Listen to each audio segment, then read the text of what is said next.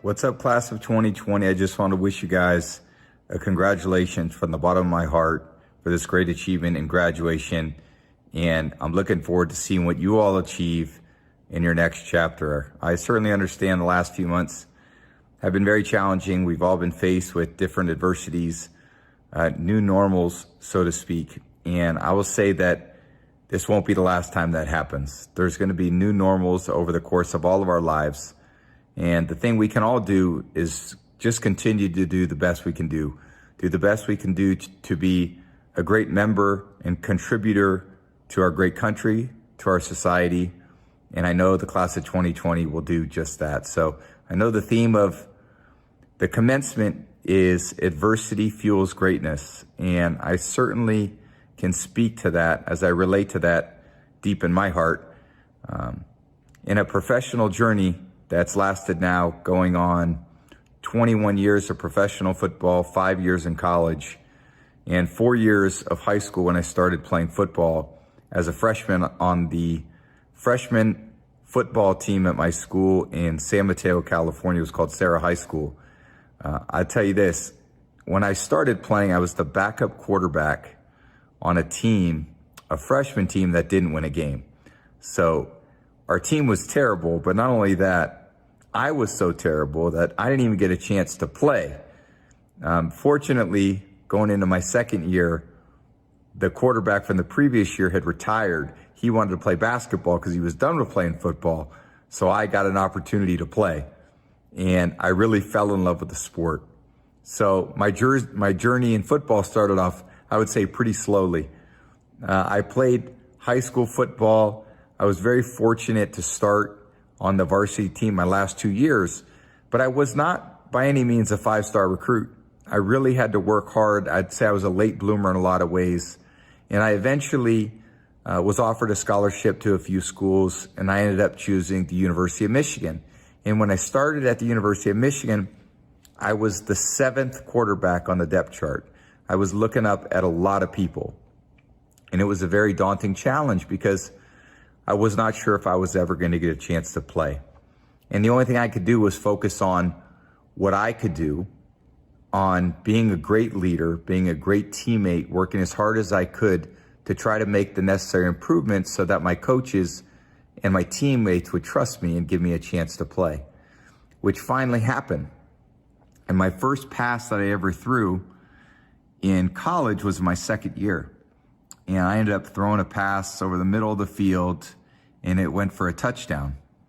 But the problem was I ended up throwing that pass to the middle linebacker of the other team, who returned the pass about 45 yards for a touchdown, and the only points of the day scored by that team on that particular afternoon. So again, adversity fuels greatness, and I certainly learned from that. And after that, I wasn't sure if I would ever get a chance to play at Michigan, but I worked really hard.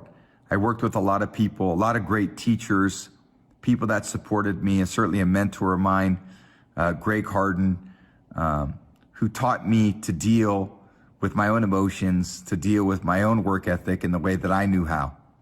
And I was determined to be the best I could be. So I ended up finally earning the trust of my teammates and coaches going into my 4th year. I played my 4th year at Michigan. I played my 5th year, and I thought, oh man, I'll be a high draft pick. I actually played pretty good, and I was at a great school. And what happened?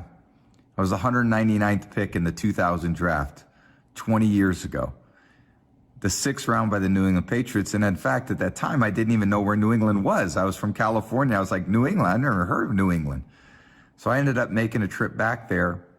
And when I got back to New England as a 6th round pick, I was the 4th quarterback on the depth chart, looking up at an all-pro in Drew Bledsoe, a few other veteran players who were really talented. And I went back to the roots of what I started in high school. I started with my work ethic, and I started with my teammates, and I started with gaining their trust. And what I learned and really honed in my experience at Michigan was to focus on the things that I can control. And all those adversities that I faced in high school and college led me to the belief that one day when I got my opportunity in pro football, that I was going to be able to take advantage of my opportunity. And I always thought, if I ever get a chance to play, they're never going to take me off the field.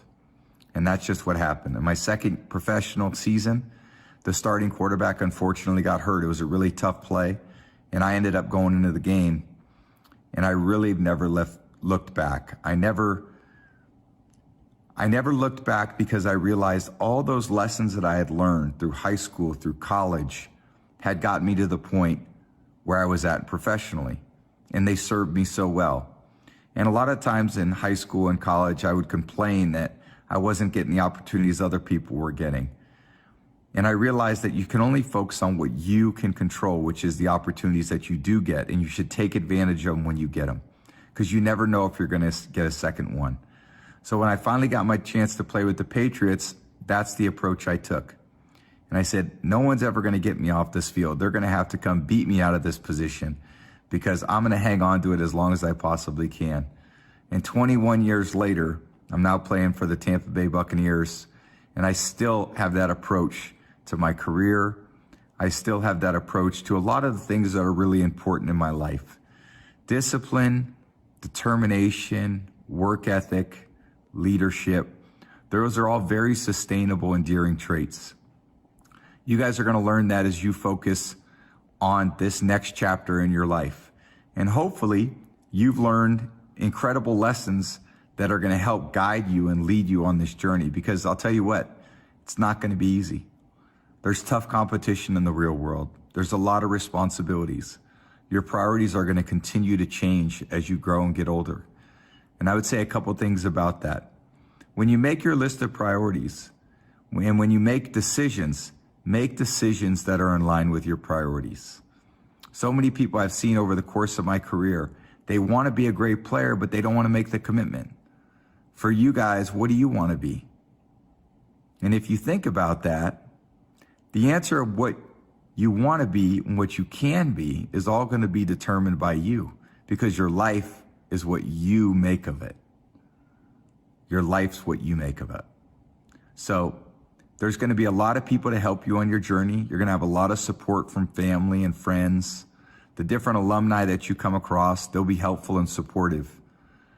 But your life's in your control, and you're going to make the best of your life based on the decisions that you make. We have opportunities. We're in a great state. We're in a great country. Take advantage of those opportunities that you get and never look back. So that's a few brief words of mine. I wish you all the very best of luck. Continue success in your journey. And I look forward to seeing what you guys make of your life. Take care. Congratulations to you and your family. Make sure you congratulate all those who have helped you on this journey. Nobody can do it alone. It takes teamwork. It takes a community, and that's what we have here. So God bless you all. Take care, and congratulations.